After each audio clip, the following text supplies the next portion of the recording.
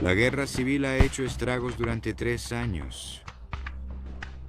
El 20 de febrero de 1864, la batalla de Olustee definirá el papel de Florida en la guerra entre los estados, con la Unión ansiosa por recuperar el estado y sus recursos, y la Confederación luchando por mantenerlos. Esta batalla terminará como una de las más sangrientas en la historia de la guerra. ¿Quién surgirá como el vencedor, quedando en pie en medio de la carnicería del campo de batalla? ¿Puede alguno de los lados obtener suficiente ventaja en una batalla tan igualada? ¿Y ganar Florida cambiará el rumbo de la guerra?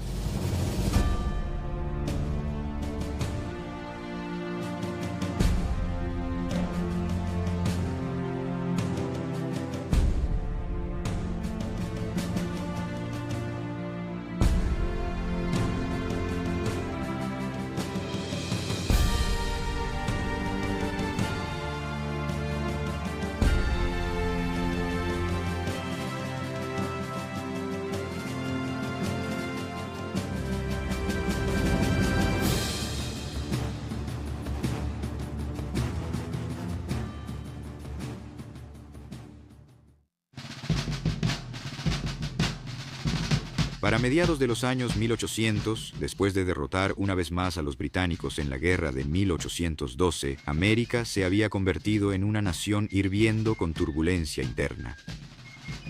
La legalidad y las posturas morales sobre la propiedad de esclavos, a través de la expansión hacia el oeste, se ha convertido en el centro de un debate que rápidamente se convierte en el ojo de una tormenta que amenaza con desgarrar el país. Principalmente se originó a partir del Compromiso de Missouri de 1820, que prohibía la propiedad de esclavos en cualquier estado nuevo, y se agravó aún más con la ley de Kansas-Nebraska, que introdujo la soberanía popular o la capacidad de los territorios para votar sobre el tema de la propiedad de esclavos.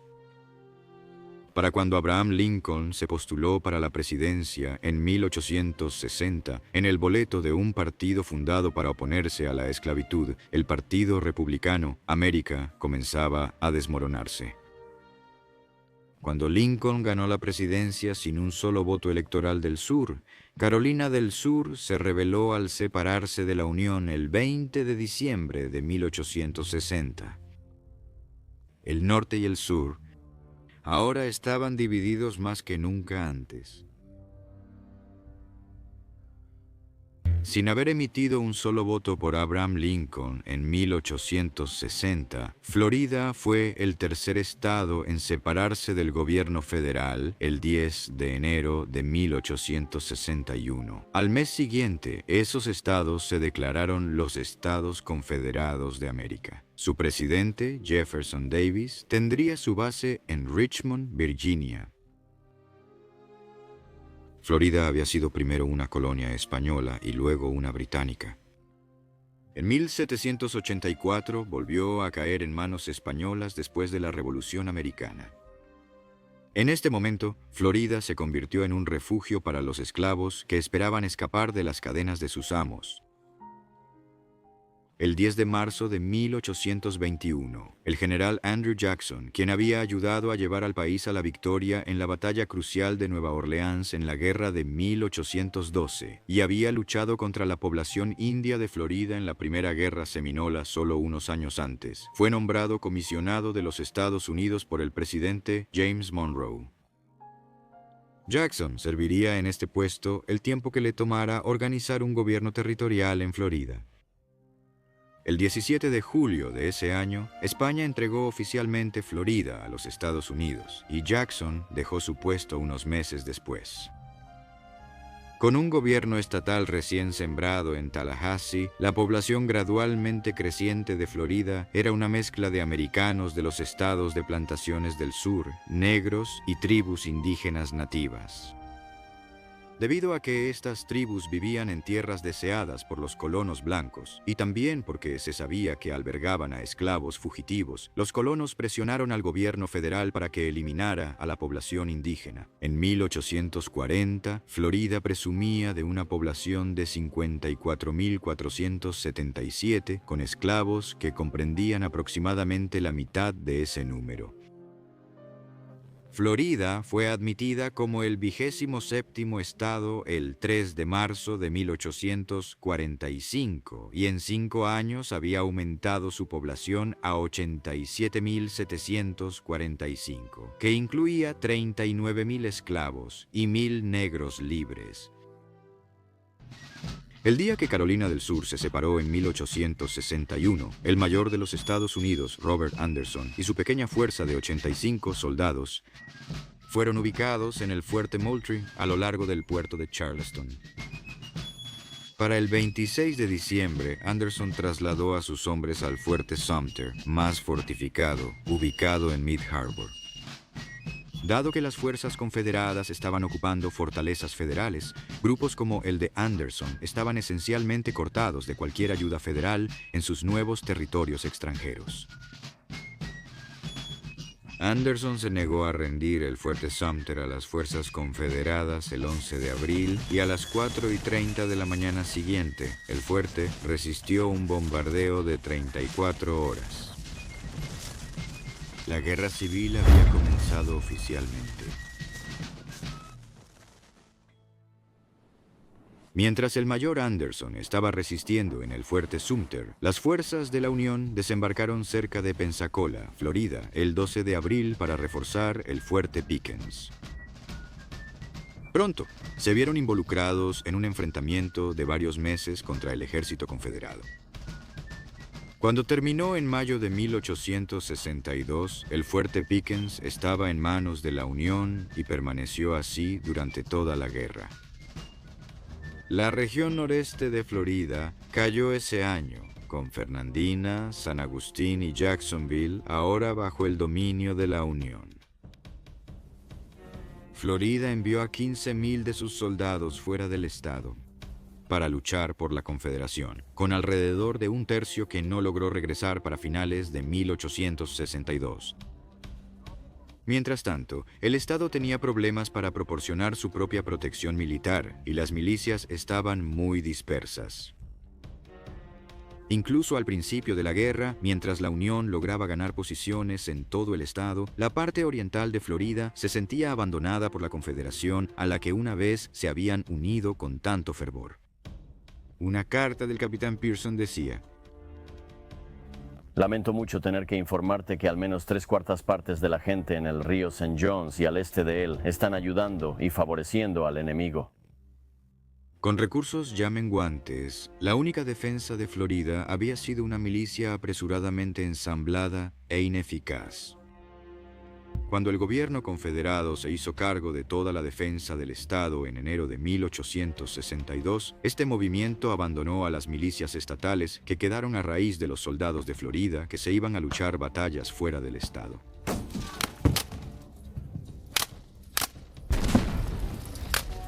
Se enviaron más tropas a Tennessee desde Florida, ya que la Confederación sufrió derrotas en los fuertes Donaldson y Henry en Tennessee a principios de 1862. A pesar del temprano y ferviente apoyo de Florida a la Confederación, se consideró que la costa del estado era demasiado grande para defenderla con éxito y las únicas tropas que se consideraron necesarias fueron las que defenderían a Georgia de la entrada de las fuerzas de la Unión. No solo el más geográficamente vulnerable de los estados al ser una península, Florida también estaba más lejos y tenía recursos limitados a medida que la Confederación experimentaba los dolores de crecimiento de su primer año. Florida comenzó a sufrir bajo las tensiones de sus propias deficiencias.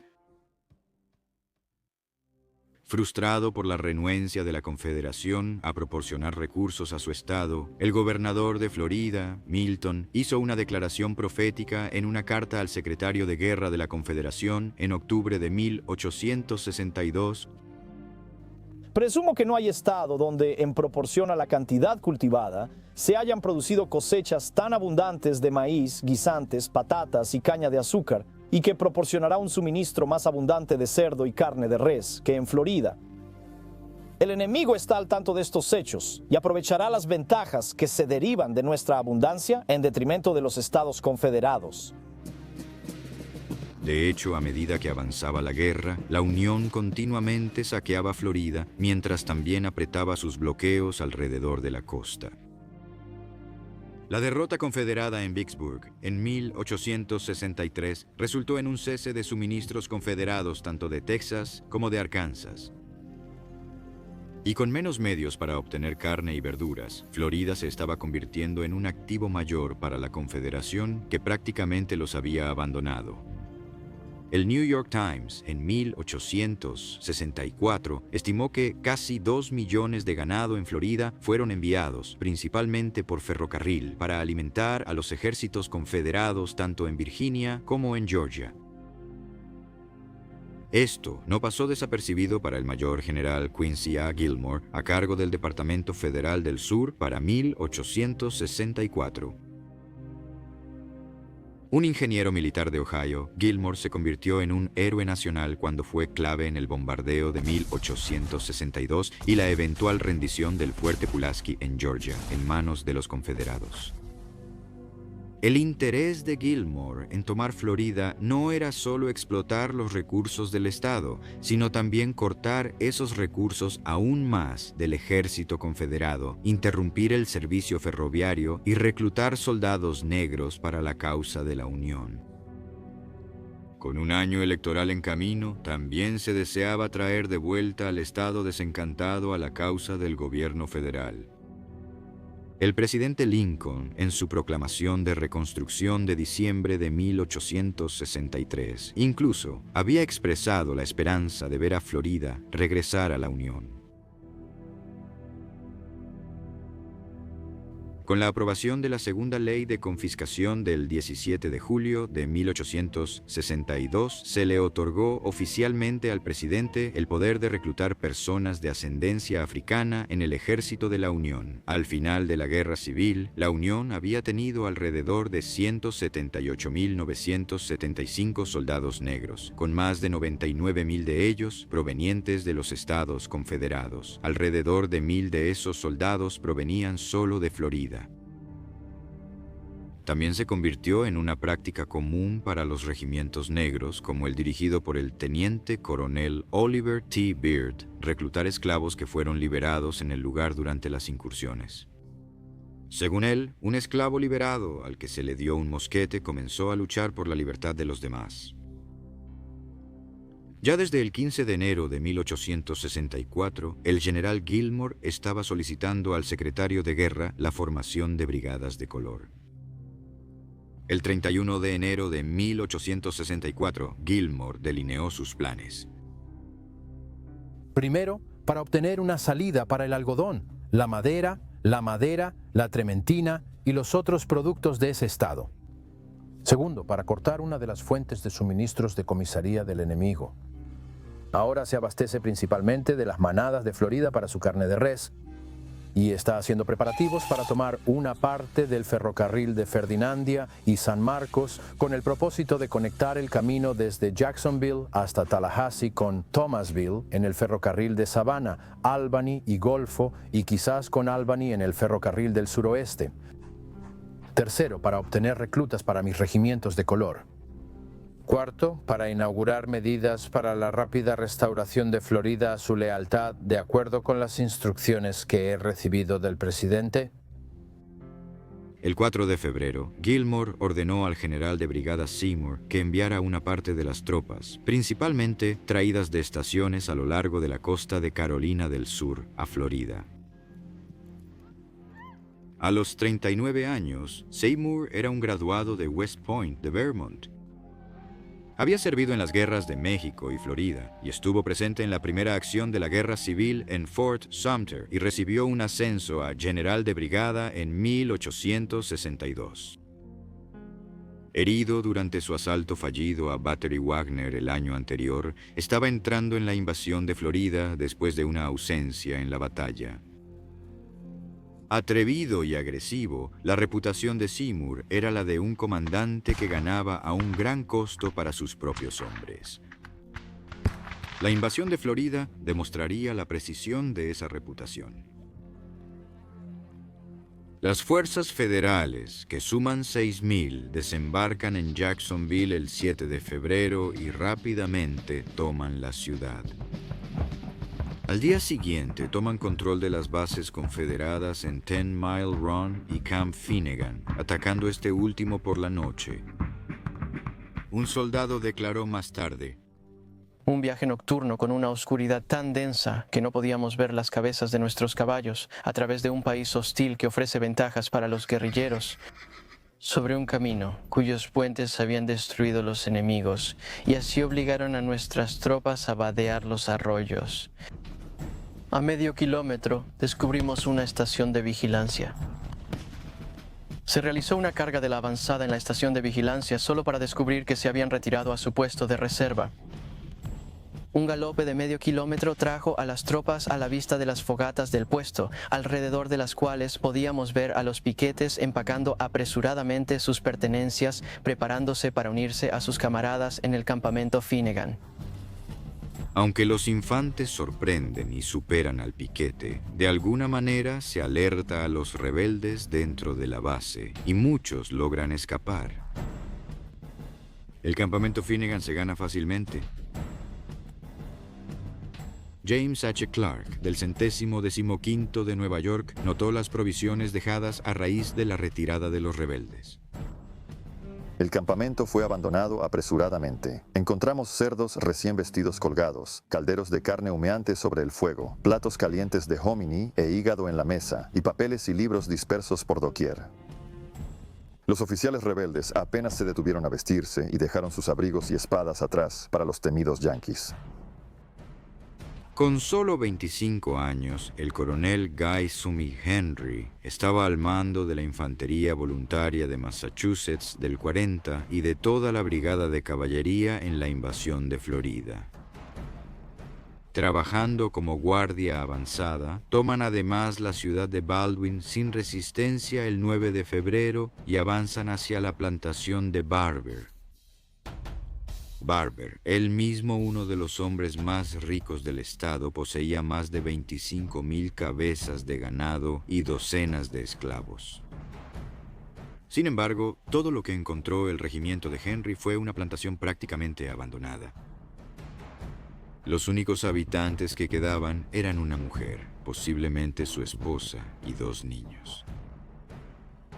Henry pierde a 5 hombres en la emboscada, mientras que los confederados, solo a 2, se toman 70 prisioneros rebeldes. Las más de 30 bajas son llevadas a la casa de Barber y puestas bajo el cuidado del médico de la Unión. Los soldados de la Unión son enterrados al pie de un árbol junto al río. Un soldado toma su cuchillo y talla una cruz en el tronco. Es un tributo crudo y final para sus camaradas caídos. Mientras Henry y sus hombres cenan esa noche en el pequeño pueblo de Sanderson, pocos sospechan el giro que está destinado a tomar la invasión. Parten de Sanderson a las 2 de la mañana siguiente hacia Lake City. 9 horas después, y a solo 3 millas de su objetivo, los hombres de Henry encuentran una línea de batalla de las fuerzas confederadas en el bosque. Del lado confederado, el teniente John Porter Ford se mantiene con sus hombres bajo órdenes de atraer a las fuerzas federales mientras se evacúa Lake City. La niebla es tan espesa que su enemigo no entra en vista hasta que está a 75 yardas de la línea defensiva. Enfrentado a fuerzas enemigas que se extienden por 1 milla de longitud, Henry ejerce la mejor parte del valor y sus hombres se retiran lentamente por el camino desde la línea de escaramuza. Con pocos suministros y 34 millas entre él y la infantería, el coronel Henry y sus hombres pasan la noche bajo un aguacero. Mientras Henry y sus fuerzas invadían con facilidad, el ejército confederado se organizaba rápidamente de una pequeña fuerza a una formidable, todo gracias a la previsión del brigadier general Joseph Finnegan. Este inmigrante irlandés, de 49 años, estaba a cargo de los distritos de Florida Central y Este de la Confederación. Un operador de ferrocarril establecido en Florida antes de la guerra, Finnegan carecía de la experiencia militar de algunos de sus homólogos. Al enterarse del movimiento de la Unión, solicitó rápidamente más soldados para complementar sus escasas filas después del enfrentamiento en Lake City. Esta expedición es realmente formidable y organizada como está con una fuerza tan grande de caballería o infantería montada, amenaza resultados desastrosos a menos que se controle de inmediato con una fuerza suficiente. El enemigo está fortificando Baldwin y también una posición bajo la pequeña Santa María, según tengo entendido. Debería tener más caballería para evitar que su superior fuerza montada haga incursiones en los ricos condados de Alachua y Marion, y no solo llevarse a los negros por el río San Juan, sino también destruir las grandes cantidades de azúcar y jarabe que aún no se han enviado al mercado. El suministro de carne desde la península se suspenderá hasta que el enemigo sea expulsado. Estoy atrincherado en el Ulises esta noche y tengo alrededor de 1.800 infantes, 450 de caballería y 2 baterías y una sección de artillería. Apenas es prudente avanzar contra una fuerza de caballería tan grande que puede operar con marchas forzadas en la noche en mi línea de comunicación y quizás me corte de la Florida Central haciendo un desvío a través del país y un descenso repentino en el puente sobre el Suwannee en Columbus, donde solo tengo 30 hombres. No tengo dudas de que el general comandante aprecia la situación de los asuntos en este distrito y hará tales provisiones para su defensa como los medios de su mando permitirán. Sin embargo, es evidente que con la gran y bien equipada fuerza del enemigo, guiada por traidores familiarizados con cada parte del país y conociendo la posición y fuerza de mi mando, todo el distrito será arruinado a menos que se envíen refuerzos a tiempo. Para el 11 de febrero, el general Finnegan obtiene alrededor de 600 soldados más para repeler la incursión de la Unión en Lake City. Los refuerzos confederados continúan llegando en forma de brigadas, comandadas por el brigadier general Alfred H. Colquitt, el coronel George P. Harrison y el coronel Caraway Smith. Una vez olvidada por el gobierno confederado, parece que finalmente se le está dando a Florida el apoyo que siempre ha necesitado. Mientras tanto, los invasores federales sufren por sus propias disputas internas.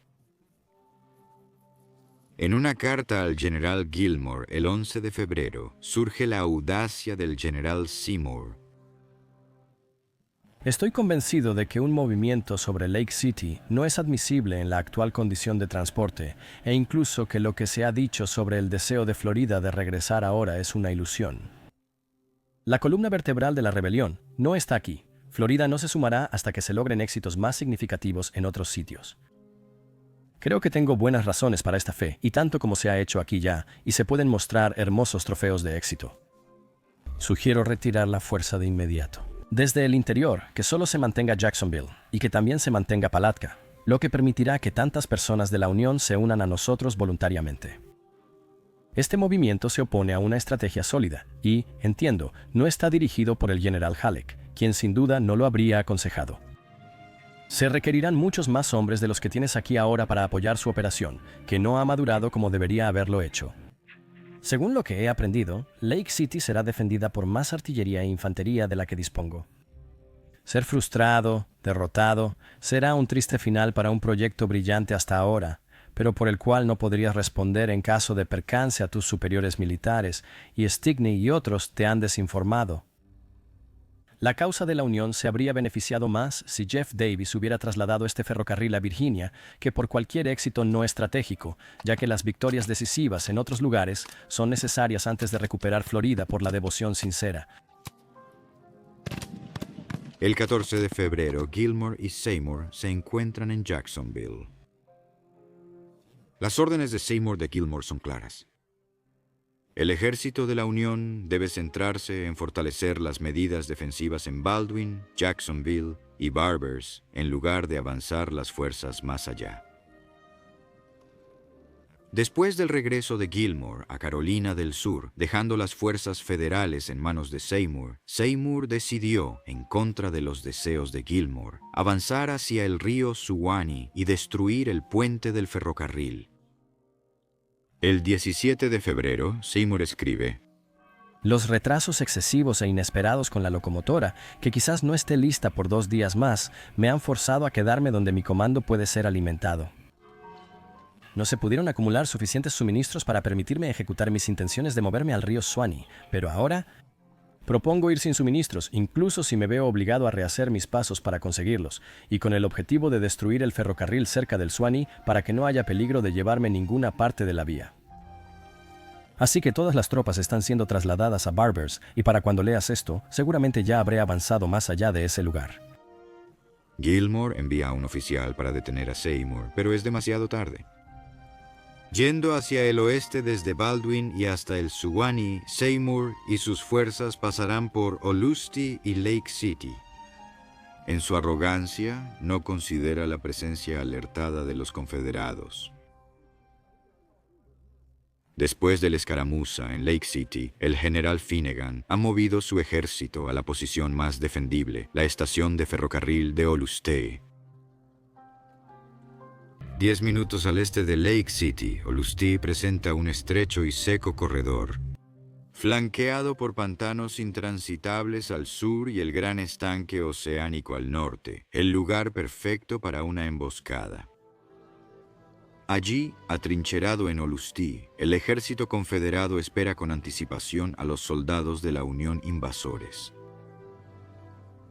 Seymour parte con sus 3 brigadas comandadas por el coronel William Barton, el coronel Joseph Hawley y el coronel James Montgomery, con el apoyo de la brigada montada y la artillería del coronel Henry. Provienen de Nueva York, Connecticut y New Hampshire. Entre el cuerpo de tropas se encuentran 3 grupos de soldados negros, la legendaria Infantería de Massachusetts del 54, una de las primeras unidades negras, las tropas de color de los Estados Unidos del 35, que aún no habían visto combate, y las completamente nuevas tropas de color de los Estados Unidos del 8, que también incluían oficiales comisionados blancos. Cuando el ejército del general Seymour abandona la plantación Barber para Lake City, con un número de alrededor de 5,000 fuertes, viajan en 3 columnas paralelas al ferrocarril a lo largo de Lake City y Jacksonville Road. El receptor de la medalla de honor, Henry Frederick William Little del 7º New Hampshire, recordó esa mañana: Al amanecer nos alineamos silenciosamente y de inmediato cruzamos el brazo sur del río St. y comenzamos hacia el frente, deteniéndonos solo por unos momentos mientras alcanzábamos la carretera a través de la rama para permitir que una batería de artillería voladora galopara pasado. El cielo estaba despejado y cuando apareció el sol, calentó la atmósfera fría de la madrugada. Fue uno de esos bellos días de Florida que solo conocen quienes los han vivido en el país de los Everglades. Es temprano en la tarde cuando la vanguardia comenzó a escaramuzar con los jinetes del sur. El coronel Caraway Smith de la Brigada de Caballería Confederada fue enviado adelante para informar al invasor ejército federal. Descubrí al enemigo a unos 4 millas de distancia de nuestro campamento, ocupando y forzando el segundo cruce del ferrocarril desde Olustee. Informé de inmediato este hecho y dirigí al coronel Clinch para avanzar el cuerpo de escaramuzadores, desde el cual el regimiento iba a atacar a los piquetes enemigos, lo que hizo de manera rápida y estaba impulsando el ataque con seriedad cuando se encontraron con una fuerza mucho mayor del enemigo, lo que los obligó a retirarse a sus caballos. Esto se hizo en buen orden. Luego, el enemigo avanzó con toda su fuerza, escaramuzando en nuestra retaguardia, a la que resistimos, manteniéndolo a raya mientras la caballería se retiraba en línea y perfecto orden.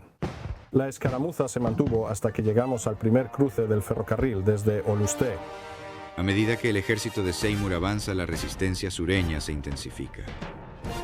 Lo que comienza como una escaramuza pronto se convertirá en una batalla importante. Son aproximadamente las 3 de la tarde. El 20 de febrero de 1864. Finnegan envía más tropas al frente bajo el mando del coronel Colquitt en el campo de batalla. Quizás dándose cuenta de que el enemigo no llegará lo suficientemente lejos, hasta la emboscada de Olustee, se establecieron a unas 2 millas de la estación de Olustee. Encontré al enemigo avanzando rápidamente y nuestra caballería retrocediendo ante ellos. Lancé un grupo de escaramuzadores y formé rápidamente una línea de batalla bajo el fuego enérgico del avance del enemigo. Se ordenó a la línea de infantería avanzar, lo cual se hizo valientemente, el enemigo disputando el terreno y cediendo lentamente. Percibiendo que el enemigo estaba en gran número, envié a buscar refuerzos y un nuevo suministro de municiones. El campo de batalla emerge como una parcela circular de terreno nivelado, cubierto de pinos, y con un diámetro de aproximadamente 2/3 de una milla. Se encuentra al este de Ocean Pond y al norte de las vías del tren que corren de este a oeste. A diferencia del lugar de emboscada previsto por Finnegan, esto pone a ambos lados en un terreno relativamente igualado. La batalla dependerá únicamente de la fuerza y el poder estratégico de cada ejército. La batalla de Olustee ya está en marcha, ya que el general Seymour envía a más hombres, incluyendo el 7º Connecticut, el resto de la brigada de Hawley, el 7º New Hampshire y las 8ª tropas de color de los Estados Unidos. Un error con el 7º New Hampshire dará al ejército confederado suficiente ventaja para inclinar la balanza a su favor. Es muy probable que sea un error que afecta el turno. Las órdenes del general Hawley son incorrectas o malentendidas, y el regimiento se dispersa 200 yardas de la línea del frente en medio de los disparos. Henry F.W. Little del 7º. Después, el general Hawley ordenó desplegar la columna en la 5ª compañía, la compañía de color. El coronel Abbott, repitiendo la orden claramente y de manera distinta, ordenó al batallón que se enfrentara a la derecha e izquierda. El general Hawley, percatándose de su error, mencionó: «En tu 8ª compañía, coronel Abbott». Cuando vio su error de nuevo, el general dijo: «En tu 10ª compañía, señor». Todas las compañías, excepto la 10ª, ya habían enfrentado a la derecha e izquierda y marchaban para alinearse, como si se desplegaran en la 5ª compañía. Y bajo el cambio sucesivo de órdenes, las compañías que intentaban desplegarse en línea se sintieron muy avergonzadas. Y estando bajo un fuego terrible de la artillería e infantería del enemigo, y habiéndose dado y obedecido las órdenes incorrectas al instante, y habiéndose ejecutado parcialmente la maniobra antes de que la orden correcta les llegara, el batallón se había mezclado tan mal que no podía ser reformado, aunque esas masas de tropas rotas resistieron valientemente con sus mosquetes. Según el coronel Hawley, alguien debe haber malinterpretado la orden, porque una parte del regimiento estaba yendo mal cuando yo, mi personal y el coronel Abbott la repetimos vigorosamente, pero en vano. Toda apariencia de organización se perdió en unos pocos momentos, excepto con alrededor de una compañía que se enfrentó al enemigo y abrió fuego. El resto continuamente retrocedía, sufriendo por el fuego, que unos pocos momentos de decisión y energía habrían controlado, si no suprimido. Según Little, las viejas armas dadas a los hombres agravan el error. Pero el error de nuestros oficiales al mando no pudo corregirse entonces. El suelo se llenaba con los cuerpos de los caídos. Sin embargo, esos valientes hombres se enfrentaron al frente. ¿Y qué ejecución fue posible bajo las circunstancias? Aunque todo el ala izquierda estaba armada con esos mismos viejos mosquetes, intercambiados, algunas de las tropas montadas adjuntas al comando habían sido completamente inutilizadas para un momento como este. La columna rota, que ahora había perdido 1/3 de su número total, solo se dio cuando una parte de la brigada de color fue llevada en un estilo espléndido y llenó el espacio. Con el desorden del 7º, el inexperto 8º está aún más expuesto al fuego confederado. Inscrito con el 8º está el teniente Oliver Norton. Después de la guerra, Norton escribirá 2 libros sobre sus experiencias en la guerra civil. Se unió al octavo el 10 de noviembre de 1863. Sus recuerdos de Olustier proporcionan una perspectiva única sobre el papel de las tropas negras en el ejército de la Unión.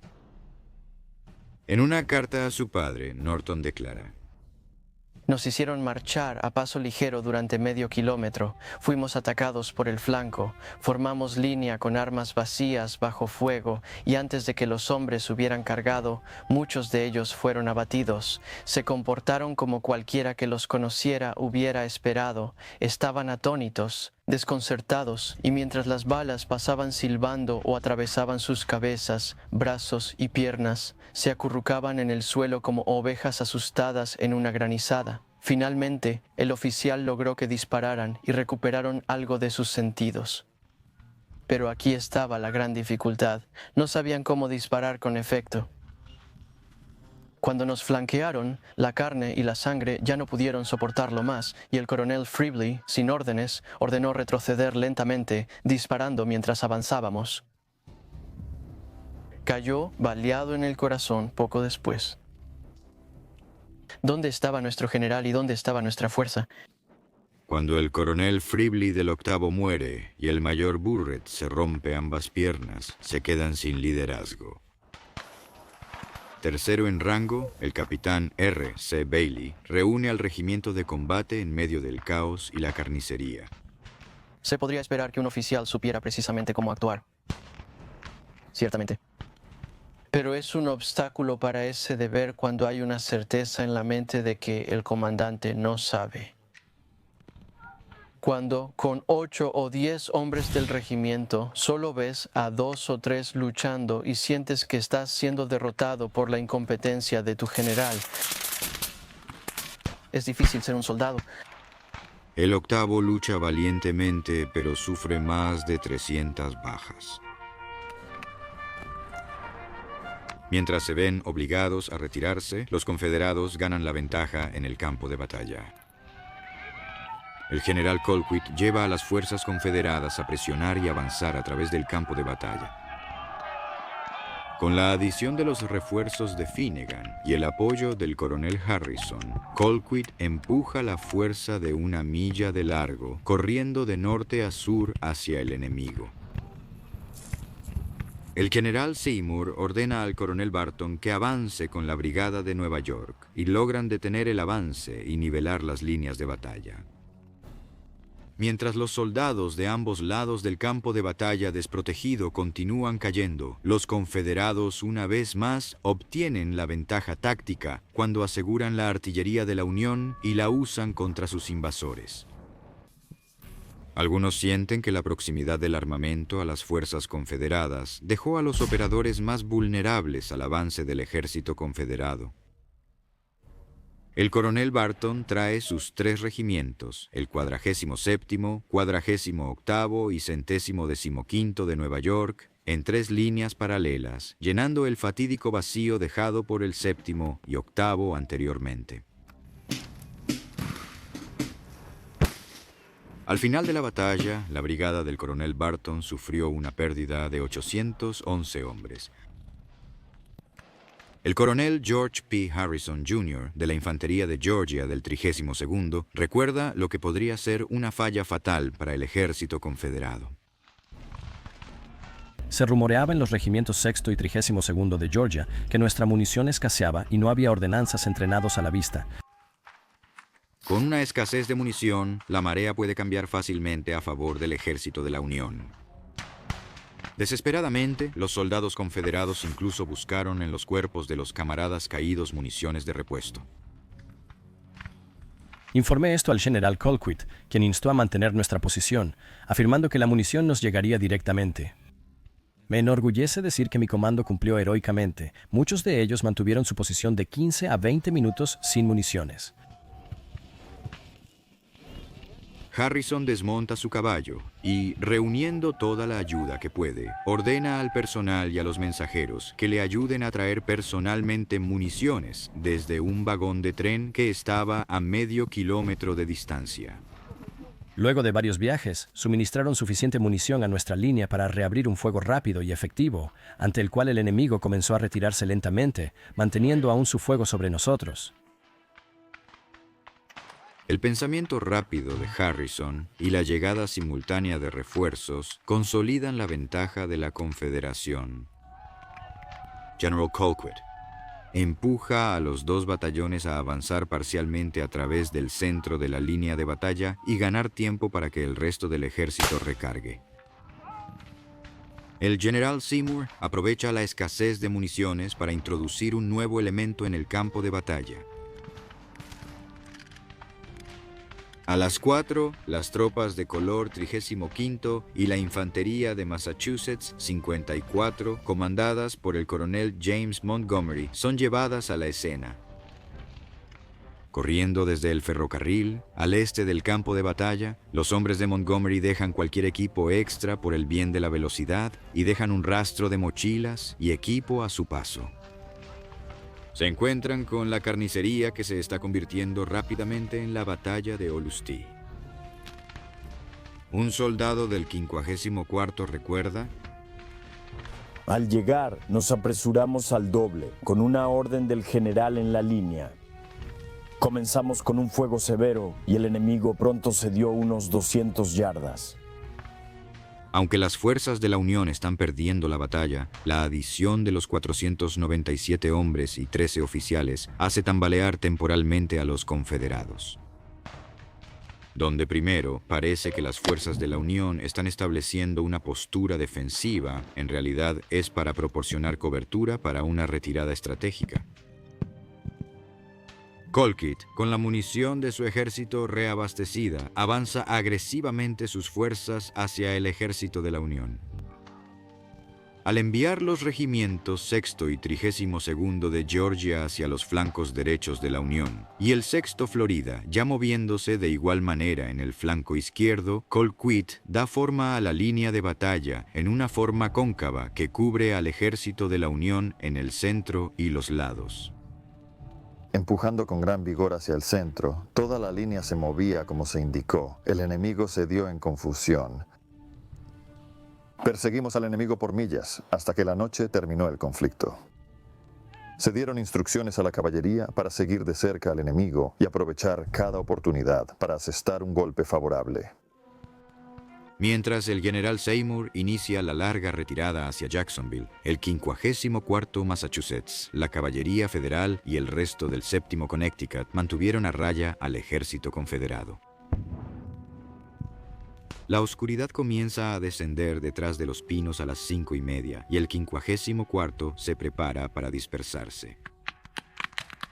Dando falsos vítores para fingir la llegada de refuerzos, se retiran en línea y disparan detrás de ellos cada 200 a 300 yardas. Pronto se unen a las fuerzas de Seymour. Finnegan ordena a Colquitt perseguir al ejército de la Unión en fuga, pero el general lo convence de lo contrario.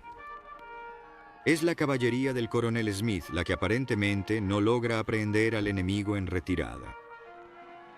En deferencia a una sugerencia sobre el agotamiento de las tropas, la ausencia de raciones y las desventajas de la persecución en la oscuridad, y en consecuencia de un informe de un piquete de caballería avanzado que indicaba que el enemigo se había detenido por la noche y tomado una posición, lo cual se determinó posteriormente que era incorrecto, retiré la orden. Durante la batalla, incluso después de que el enemigo había cedido, envié órdenes repetidas al coronel Smith, comandante de la caballería, para presionar los flancos enemigos y continuar la persecución. Por algún malentendido, él no logró ejecutar estas órdenes. La batalla finalizó. Con cada lado igualado a 5.000 hombres cada uno, la Unión sufrió 203 muertos, 1.152 heridos y 506 desaparecidos para un total de 1.861. Los confederados sufren 93 muertos, 847 heridos y 6 desaparecidos, para un total de 946, casi la mitad de las fuerzas invasoras. La batalla completa duró aproximadamente 3 horas y media. Para algunos será recordada como la Batalla de Ocean Pond, pero para otros como la Batalla de Olustey. Las palabras del general Seymour a Gilmore tras su derrota. He encontrado al enemigo en Olustey y ahora estoy retrocediendo. Muchos heridos, un roce diabólicamente duro. Los muertos de la Unión fueron enterrados tan descuidadamente por las fuerzas confederadas que los cerdos desenterraron los restos solo unas semanas después, dejando huesos y cráneos esparcidos por el campo de batalla. La pérdida de la Unión en Florida pone fin al intento de ganar Florida a tiempo para la elección de Lincoln. El general Gilmore, días después de la batalla, notó esto sobre Florida. El enemigo ha lanzado una fuerza tan grande en Florida que considero que es inexpediente intentar hacer más en este momento que mantener la línea del río St. John's. La presencia de una fuerza tan grande como la que el general Seymour representa, que el enemigo tiene en su frente, muestra la importancia que le atribuye a Florida como fuente de suministro. El gobernador de Florida, John Milton, recibió lo siguiente del general Finnegan al final de la batalla. Hoy me encontré con el enemigo en plena fuerza bajo el general Seymour y lo derroté con gran pérdida. Capturé 5 piezas de artillería, mantengo posesión del campo de batalla y los muertos y heridos del enemigo. Mi caballería está en persecución. Desconozco el número exacto de prisioneros, ya que son traídos constantemente. Entre ellos, lamento la pérdida de muchos valientes oficiales y hombres. El 26 de febrero, el general Seymour envió una bandera de tregua y una carta al general Finnegan. En la nota, solicita la devolución del cuerpo del coronel Fribley. Pero permanecería perdido y posiblemente enterrado entre los muertos que viven para siempre en los campos de Olustey, mantenidos vivos por la historia empapada de sangre de la tierra. Supuestamente, entre los enterrados también había varios soldados negros asesinados por los confederados después de ser tomados prisioneros. Norton recordó: Una bandera de tregua del enemigo trajo la noticia de que los prisioneros, negros y blancos, eran tratados por igual. Oh, espero que sea así, porque he jurado nunca tomar un prisionero si mis hombres que quedaron allí fueron asesinados. El mayor general Hatch, después de la batalla, sospechó de ciertos grupos del lado confederado. Ahora se sabe que la mayoría de los hombres de color heridos fueron asesinados en el campo. Estas atrocidades fueron perpetradas, hasta donde puedo averiguar, por los regulares de Georgia y los voluntarios de Georgia en la brigada de Colquitt. Como muchos de estos soldados ahora están en nuestras manos como prisioneros, se podría investigar fácilmente las circunstancias. Los informes indican que las tropas de Florida no participaron en estos asesinatos. Quizás el relato más conmovedor de los soldados negros, un soldado del 8º lo entregó. Aquí estuvimos de pie durante 2 horas y media bajo uno de los fuegos más terribles que he presenciado. Y aquí, en el campo de Olustey, se decidió si el hombre de color tenía el valor de permanecer sin refugio y arriesgarse a los peligros del campo de batalla. Y cuando les digo que resistieron con un fuego al frente, en su flanco y en su retaguardia durante 2 horas y media sin inmutarse, y cuando les digo el número de muertos y heridos, no tengo dudas sobre el veredicto de cada hombre que siente gratitud por los defensores de su país, blancos o negros. El 2 de junio de 1865, el general confederado Edmund Kirby Smith firmó los términos de rendición, poniendo fin a la guerra civil de los Estados Unidos. El total de bajas en ambos ejércitos fue de 620,000 muertos. Permanece como la guerra más sangrienta en la historia de Estados Unidos, luchada en su propio suelo por sus propios hijos. Para el ejército de la Unión, la batalla de Olustey se clasifica como la tercera más sangrienta de la guerra civil. En 1866, el teniente Frederick A. Grossman del ejército de los Estados Unidos lideró un destacamento para recuperar los restos de los soldados de la Unión. Recogí 2 cargas y media de huesos de carreta. Luego hice cavar una gran tumba de 18 pies por 12 pies, en la que se depositaron todos los huesos recolectados. Conté 125 cráneos humanos entre los restos. Considerando que los muertos confederados fueron enterrados principalmente en el lado sur del ferrocarril y que fueron enterrados con más cuidado, sus tumbas están ahora incluso en perfectas condiciones. Es justo suponer que todos los restos recolectados son de soldados de la Unión. Los restos fueron colocados en una fosa común con un monumento de madera de 12 pies que decía en memoria de los oficiales y soldados del ejército de los Estados Unidos que cayeron en la batalla de Olustee. 20 de febrero de 1864. Para 1873, la marca había sido retirada. Florida, al igual que muchos de los estados del sur, cambió radicalmente con el fin de la guerra. Con la liberación de los esclavos, los puertos reabrieron para el comercio. En 1868 comenzó el programa de reconstrucción del gobierno. Las tropas federales permanecieron hasta que fueron retiradas en 1877. En 1909, Florida adquirió el memorial del campo de batalla de Olustee, después de que las Hijas Unidas de la Confederación pasaron 12 años recaudando fondos para ello. Completado en 1912 y dedicado el 23 de octubre, la dedicación del memorial atrajo a más de 4,000 personas. La Junta de Parques y Monumentos Históricos de Florida asumió la responsabilidad del sitio en 1949, momento en el que Olustee se convirtió en el primer parque del estado. La Organización de Apoyo Ciudadano del Campo de Batalla de Olustee, en colaboración con el Servicio de Parques Estatales de Florida y el Ejército Azul-Gris, realiza una recreación anual. Comenzando en el Gator Bowl, en Jacksonville, en 1964, la recreación de Olustee se trasladó al sitio histórico estatal en 1977. Esta recreación de una batalla legendaria es la recreación anual más grande en el sureste de los Estados Unidos, con recreadores que viajan por todo el país para revivir la historia. El año 2014 marca el 150º aniversario de la batalla de Olustee. La mejor manera de experimentar esta historia es verla cobrar vida cada febrero y caminar por donde lucharon muchos hombres valientes.